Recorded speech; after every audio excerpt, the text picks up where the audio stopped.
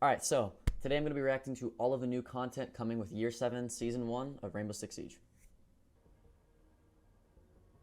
We're really excited to bring a new map for at Year 7 for the players. Oh shit, new It was map. a really big challenge to secure something that is fresh, that feels new, but also that keeps the same level of quality standard that we've accustomed our players to. So the map is Holy shit.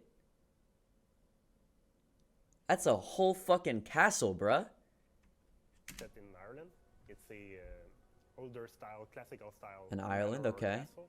It was made into a country club for the elites of the world. That's First floor was modernized. that skylight's gonna for suck. The enjoyment of the Oh, guests. that's so cool. What the fuck?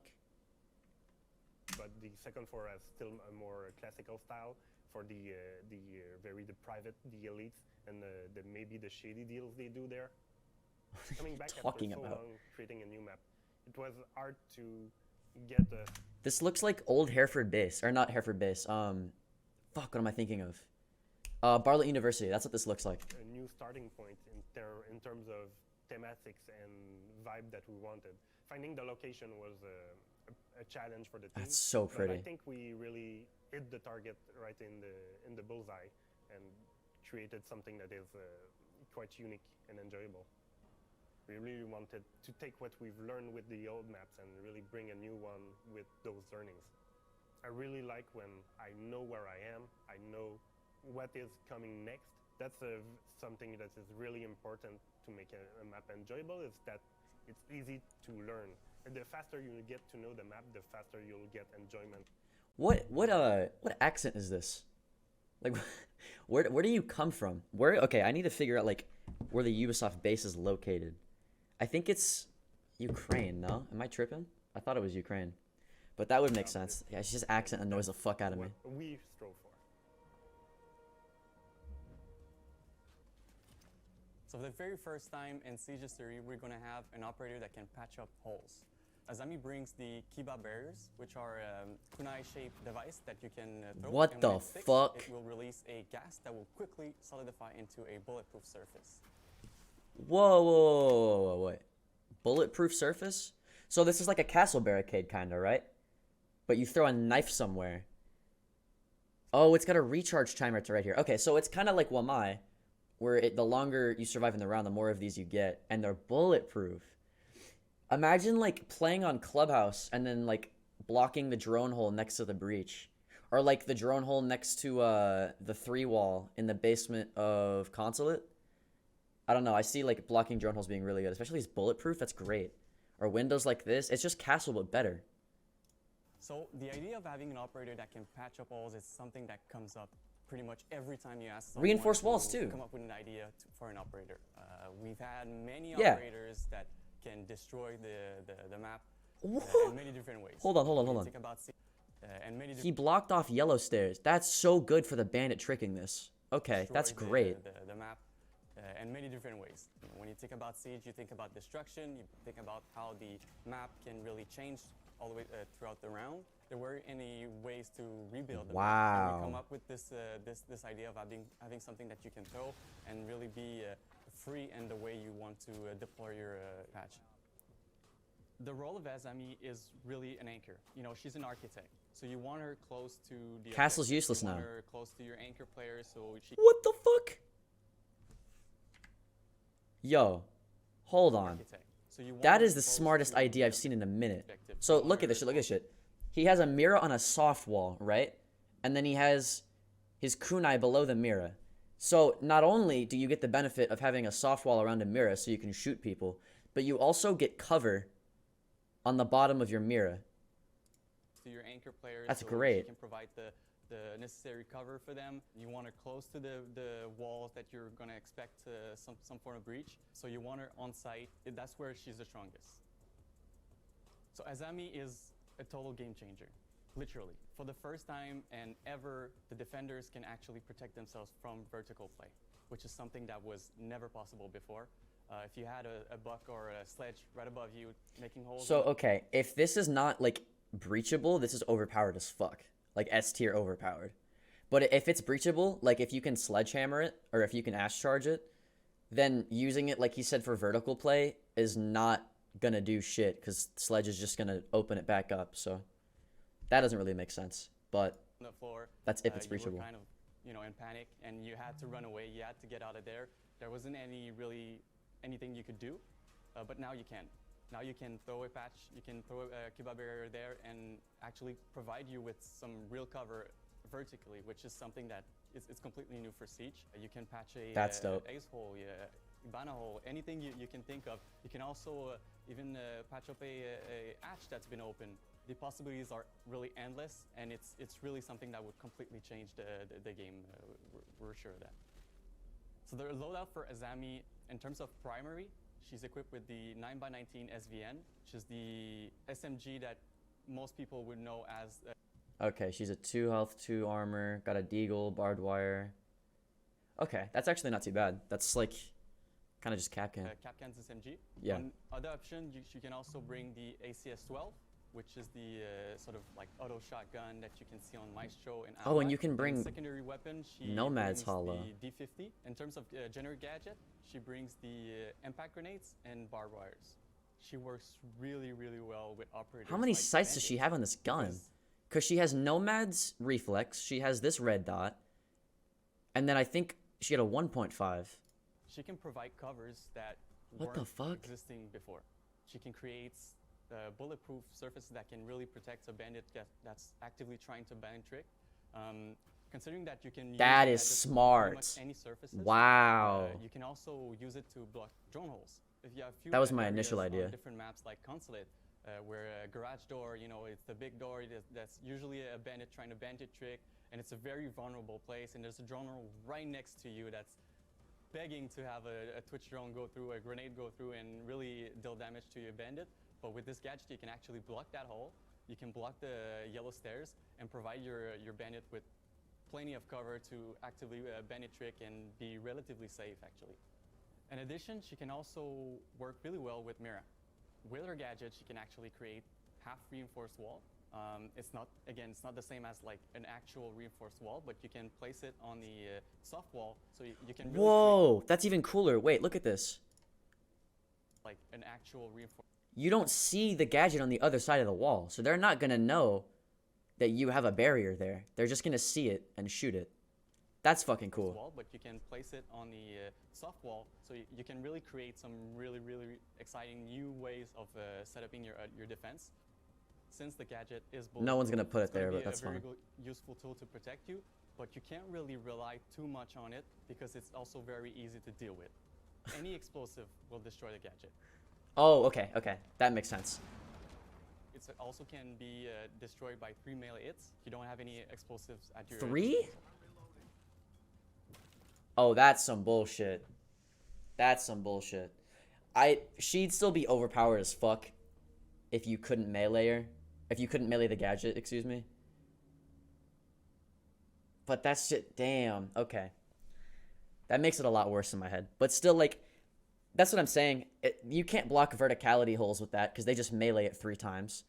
You can't put it on door frames because they just melee it 3 times. You can't put it on drone holes because they just melee it 3 times. Can't put it on a lot of windows because they just melee it 3 times. So you're going to have to use it like Castle, where you just use it to block lines of sight in places where they can't melee it. And then you put like Jaeger devices or Wamai devices so they can't like explode it with gadgets.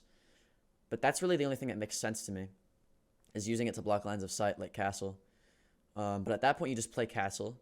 But she has a better gun, and it recharges throughout the round, giving her more. And there's a lot more options than just windows and doorways. So that's not like meta breaking, but it's not like only situational, like where, no, it is pretty situational. It's not like S tier. It's kind of just good and okay, I think. But yeah, that's meleeable. Okay, that makes sense.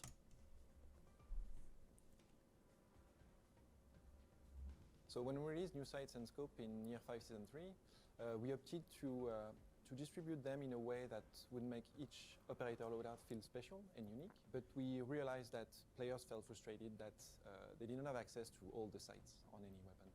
So what we're doing next season is that we're going to give you access to all 1x sites on all primary weapons. Oh, You'll be able to only choose 1x, okay. Any sites that you prefer. And What the fight fuck? completely. That's why she had so many sights in her gun. You can have any 1x site you want. That is fucking cool. I do like that. I was gonna say access to all the sites, that's a little ridiculous. You're gonna have people with like 3x scopes and a fucking shotgun. That's dope though. I like that.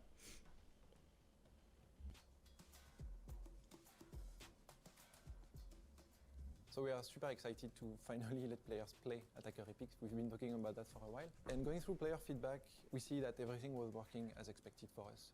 It was easy to use, the technical aspects were working as well. It's obviously a big meta change, but we'll monitor that during the live phase. We will be able to tweak anything if needed. I think it's very important to have it. Oh my god, they're balancing their game. And I think it will be very exciting to see how it changes the distribution and the way players play the game, especially in attack. We were happy to release the attack. Yo, what the fuck? You can change your attacker in the prep phase. Do you know how game breaking that is? How game changing that is? Like, I'm not even mad because at its core, this game is defender sided. So that change right there is amazing. You can drone out the site and then they just have certain things and you're like, okay, I'm going to play this operator because they have this. Not only is that going to make this game way more balanced for attackers, way more fun for attackers, but also it's going to make it to where like defenders have to play extremely cautiously. It's going to increase people playing Mozzie, people playing Mute. And then because of that, I guarantee you there's a Mute nerf coming because he's already overpowered as fuck. People are going to be banning Mute, banning Mozzie more. People are going to be doing crazily different bans because of this. That's insane. They've had this in Pro League. No, they had 6-pick in Pro League. But attackers were always able to see defenders and what they picked before the prep phase. And then attackers and defenders could switch based off of what they saw, which actually did help. But this is fucking bananas, dude. What the fuck? You can change your attacker. Can you change your loadout too? I bet you can change your loadout. Attacker Epic in the lab TS because it's a very special environment. You don't have to test other features, and so that allows us to have feedback like very focused on that feature. So that helps us a lot trying to know what was working and what wasn't working in the feature. So yeah, thank you to everyone that played on the lab test server. It made a huge difference for us. Yeah, you can change your loadout. What the fuck? To release that feature. We're really thankful for that. Wow. I will say they should have made it so only like 1 or 2 people could have switched during the attack phase because everybody being able to switch, that is crazy. That is game breaking. December, we had our first TS lab in which we introduced Team Deathmatch game mode. We had a blast watching players run around the different maps with different operators and different combination of many of the same operators and just have a blast on this game mode. And we collected a lot of feedback on this game mode. And it was super fun to read all the feedback. It was honestly overwhelmingly positive, which is why I'm super excited right now to announce that, well, this game mode is going to be coming in this season with all the awesome content that we've already announced. This is a permanent game mode, so this game mode is here to stay. And we're super excited for you to jump in and get more people to experience this awesome game mode. I like that. They've needed a deathmatch mode for a while, especially just for a warm-up, but that is actually cool. And that, like, them making Favela in the map pool for deathmatch is also amazing. Because that, Favela feels like a perfect deathmatch map. It's terrible for ranked, and it's terrible for casual. For deathmatch, Favela might be a good map for that. I like that change. That's fucking sick. Hell yeah. Mode that we worked on. Currently, Goyo's explosive canister is attached to a deployable shield, which allows defenders to use the gadget more aggressively and hold the strong positions from behind the shield. The main issue we've spotted with the current system was that Goyo was picked mainly because of the shield. And the meta evolved in a way that he became an issue for competitive, because attackers needed a lot of explosive and utility just to deal with him. Additionally, he was designed to be an alternative for a smoke, but he wasn't used like that. The main change we are introducing in Goyo is removing the shield. So now the gadget will be only the explosive canister. That's fucking stupid. This should encourage players to use it for what it was designed, time and area denial. We are also increasing the number of canisters because you will need to replace them. So it is less reactive than a smoke, that's good. and maybe not all of them will be impactful during the round. Finally, we are tweaking the canister's fire. The area will be bigger and it will last longer to compensate the lack of adaptation during the action phase. Yeah, I don't like that. Just play Smoker Tachanka. He's useless now. Like, yeah, the whole reason you'd pick him is for shields, but that's okay. I don't see the issue with that. And they act like he was broken in Pro League, that's true, but then they nerfed him to where now he only has 2 shields and he's fine. So I don't really get that change, but okay, that's fine. You heard it right. Match replay is coming to console finally. We're so happy to give this feature to our console players. We've been waiting for a long time. I know they've been waiting also for a long time, so we're Oh, pretty console is excited match and happy replay. to That's cool. offer this feature with the new season that is coming.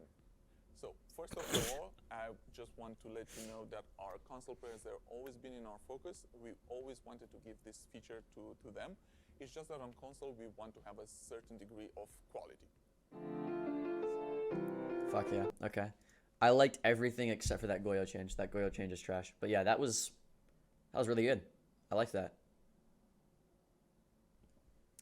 That's it for all the Year 7 Season 1 changes. That was not at all what I was expecting, at all. They actually very much surprised me with this update. There's a lot more content being added. There's a lot more balancing changes, but it's a lot better than last season with the content they provided. A little weird to me that they put in a defender and not an attacker this season.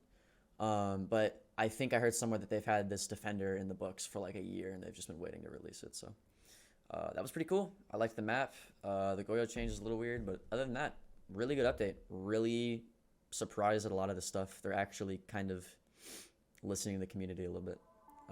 That's pretty much it for the video. Don't forget to sub. If you like the video, like it. If you dislike the video, dislike it. And I'll see you in the next one.